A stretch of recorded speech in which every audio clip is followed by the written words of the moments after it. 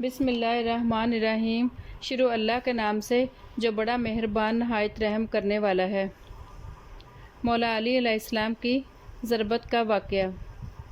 19 رمضان المبارک کو جب مولا علی علیہ السلام گھر سے کوفہ کی مسجد کے لیے روانہ ہونے لگے تو زمین لرزنے لگی۔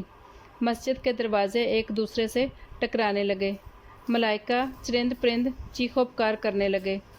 جب مولا علی علیہ السلام مسجد میں پہنچ کر اذان دینے لگے تو مولا علی علیہ السلام سجدے میں تھے کہ ابن ملجم نے آپ کے فرق مبارک پر تلوار کا وار کیا۔ آپ کے سر مبارک سے خون جاری ہوا۔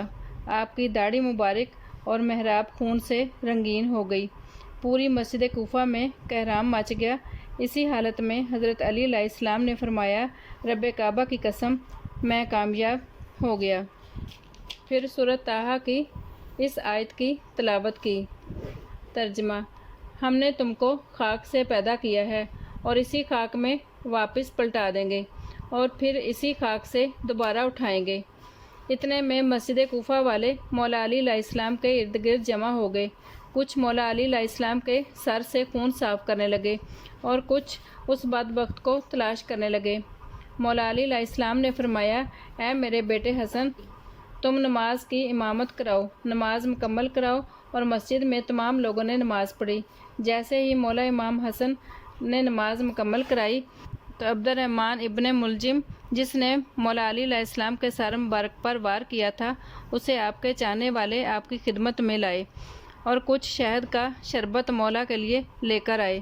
جیسے ہی مولا علی علیہ السلام نے اپنے قاتل کے چہرے پر خوف دیکھا تو فرمانے لگے، اس شربت کی ضرورت مجھے نہیں، میرے قاتل کو اس کی ضرورت ہے، اسے پلاؤ۔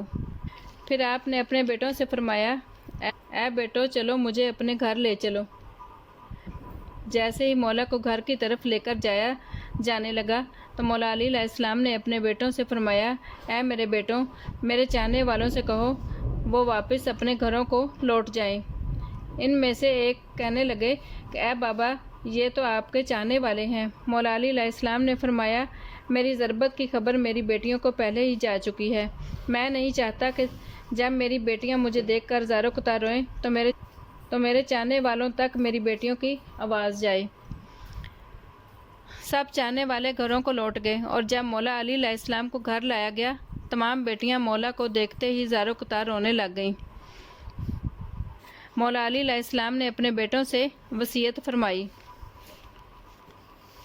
میں تم دونوں کو وصیت کرتا ہوں کہ اللہ سے ڈرتے رہنا، تم دنیا کے پیچھے نہ لگنا، چاہے وہ تمہارے پیچھے لگی رہے، اور دنیا کی کوئی چیز اگر تم سے چھن جائے تو تم اس کا غم ہی نہ کرنا، صرف اللہ سے اس کا اجر طلب کرنا، اور ظالم کے دشمن اور مظلوم کے مددگار رہنا۔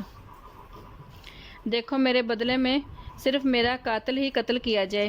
دیکھو جب میں اس ضرب سے مر جاؤں تو اس کو ایک ضرب کے بدلے ہی ایک ضرب لگانا، اور اس شخص کے ہاتھ پیر نہ کاٹنا، کیونکہ میں نے رسول خدا صلی اللہ علیہ وآلہ وسلم کو فرماتے سنا ہے کہ خبردار کسی کے بھی ہاتھ پیر نہ کاٹنا، اگرچہ وہ کاٹنے والا کتا ہی کیوں نہ ہو۔